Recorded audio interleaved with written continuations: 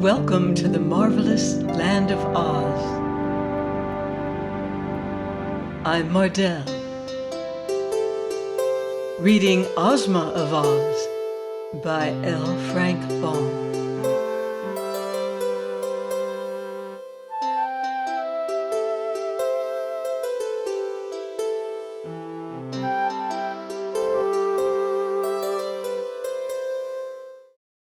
Chapter 2. The Yellow Hen. A strange noise awoke Dorothy, who opened her eyes to find that day had dawned and the sun was shining brightly in a clear sky. She had been dreaming that she was back in Kansas again and playing in the old barnyard with the calves and pigs and chickens all around her, and at first, as she rubbed the sleep from her eyes, she really imagined she was there.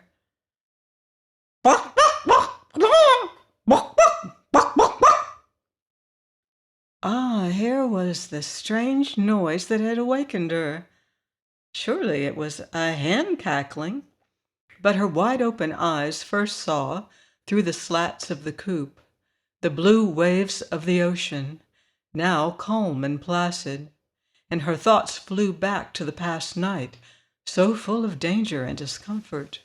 Also she began to remember that she was a waif of the storm, adrift upon a treacherous and unknown sea.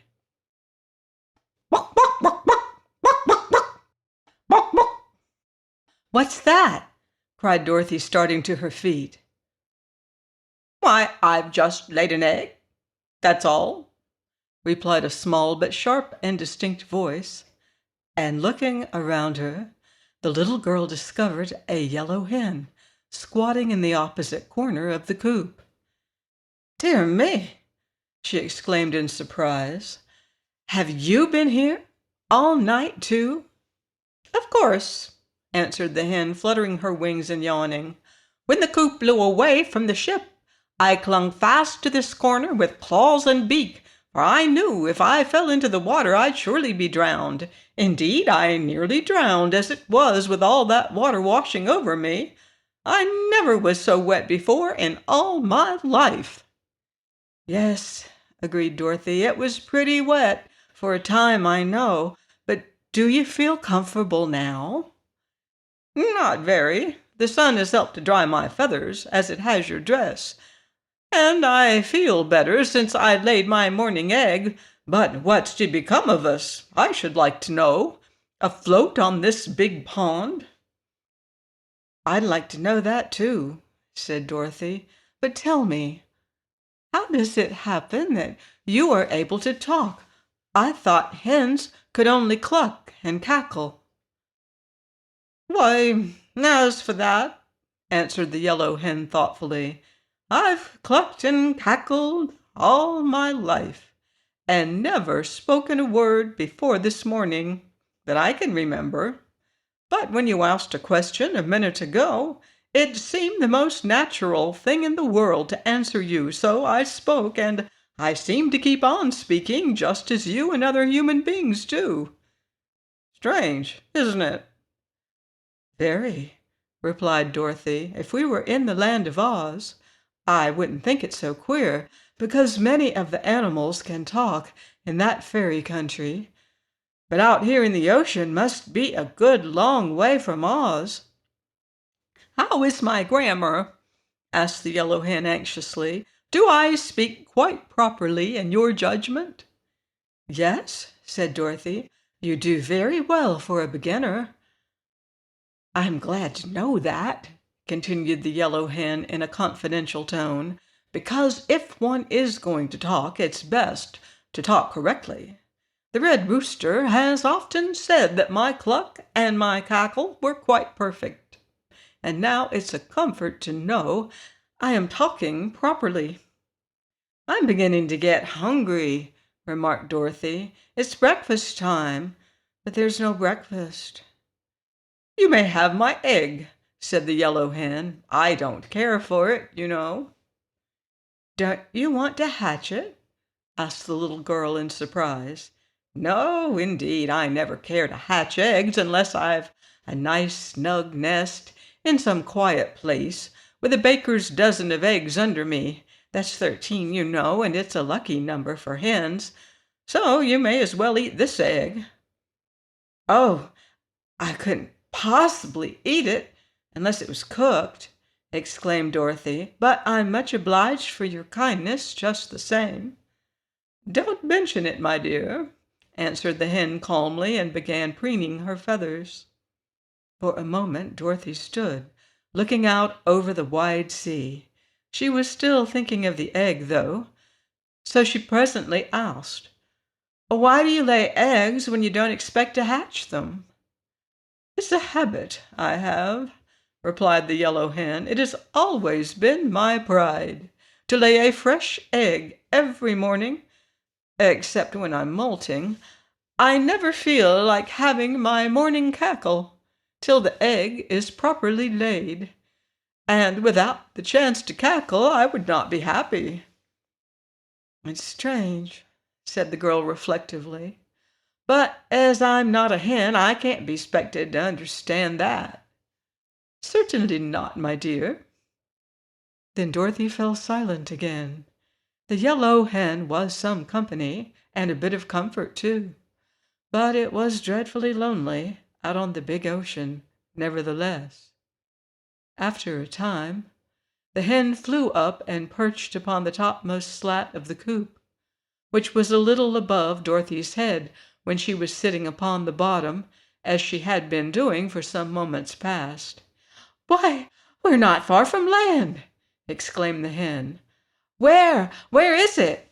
cried Dorothy, jumping up in great excitement. "Over there, a little way," answered the hen, nodding her head in a certain direction. "We seem to be drifting toward it, so that before noon we ought to be able to find ourselves upon dry land again."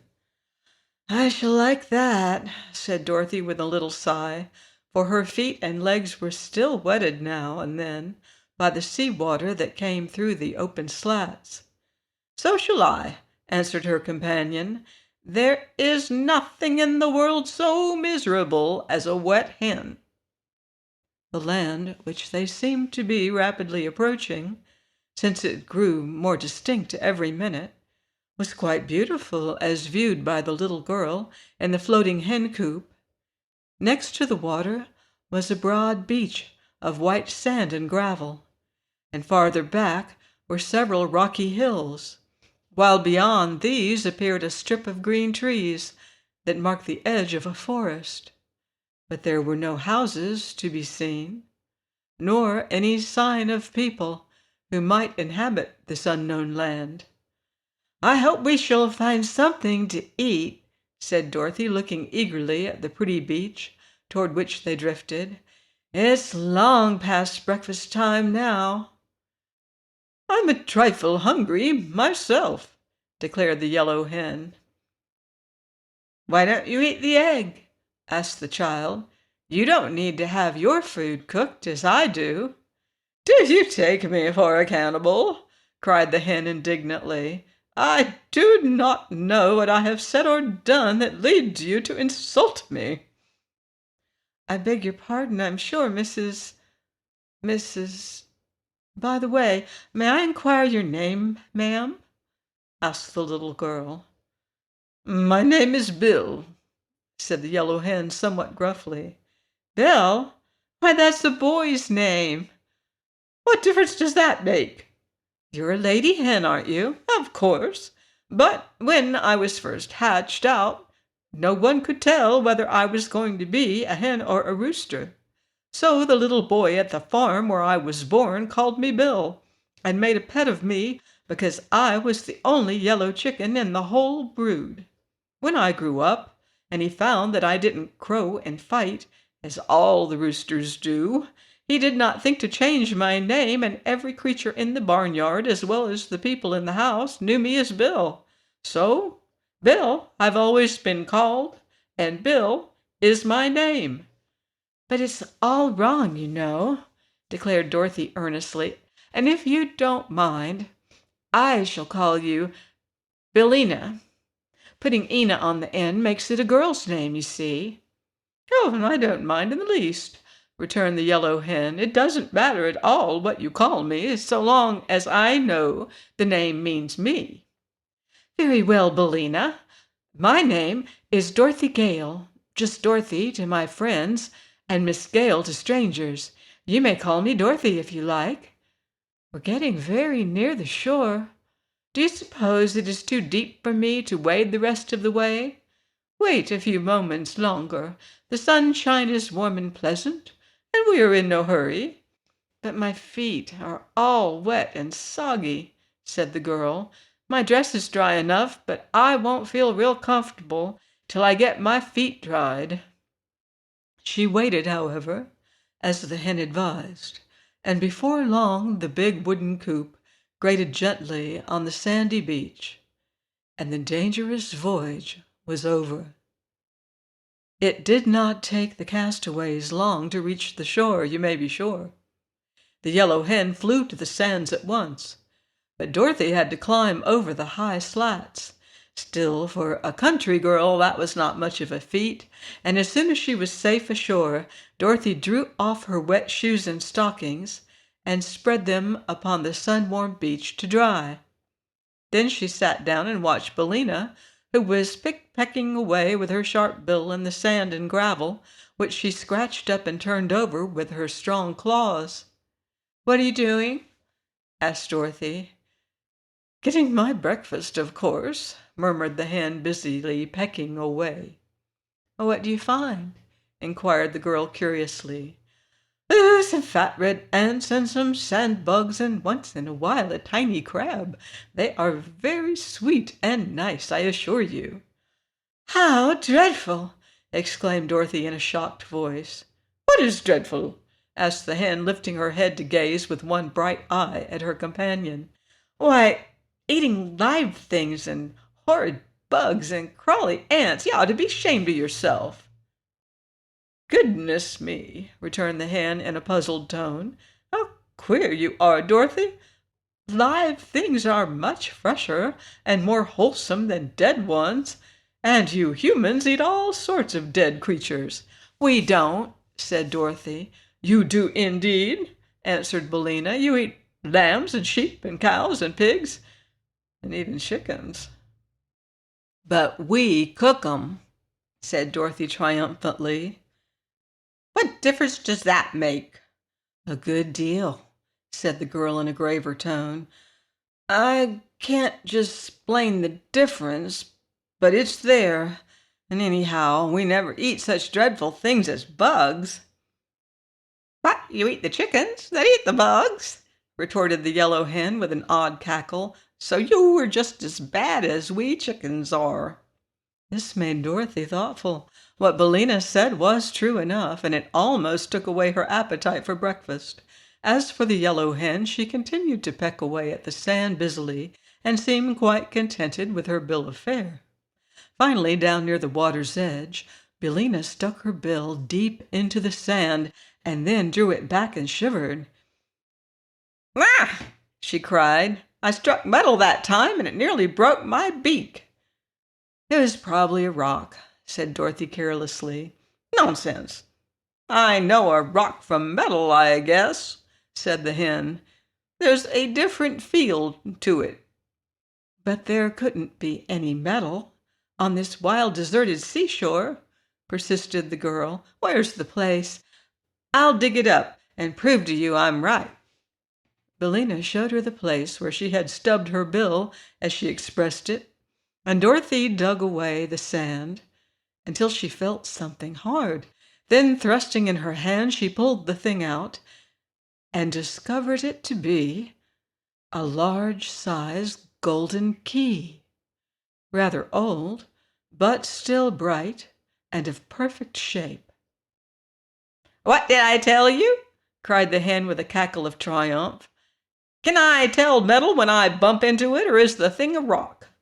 "It's metal, sure enough," answered the child, gazing thoughtfully at the curious thing she had found. "I think it is pure gold, and it must have lain hidden in the sand for a long time. How do you suppose it came there, Billina?" And what do you suppose this mysterious key unlocks?" "I can't say," replied the hen. "You ought to know more about locks and keys than I do." Dorothy glanced around. There was no sign of any house in that part of the country, and she reasoned that every key must fit a lock, and every lock must have a purpose. Perhaps the key had been lost by somebody who lived far away, but had wandered on this very shore. Musing on these things, the girl put the key in the pocket of her dress, and then slowly drew on her shoes and stockings, which the sun had fully dried. "I believe, Bellina," she said, "I'll have a look round and see if I can find some breakfast." Please join me next week for more magical adventure on the marvelous land of Oz. Goodbye for now. See you in Oz.